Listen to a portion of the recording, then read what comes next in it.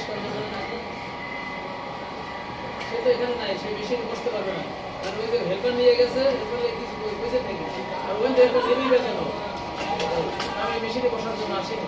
তাহলে আপনি কি এখানে ওই যে কাটার লেগিয়া মিলাবার জন্য এই যে লোডারগিরি করবার আছে, আমি যদি এই কথা বলি হবে? আমি এটা মেশিন চালাবার জন্য আসিনি। আগে তো এটা রুলিং করো, মানে হেল্পার আমার উপরে এটা নিয়ে আসো, পেকিং এর ধরো না, সিলেক্ট করো, তো ইমার্জেন্সি আমি এটা করার জন্য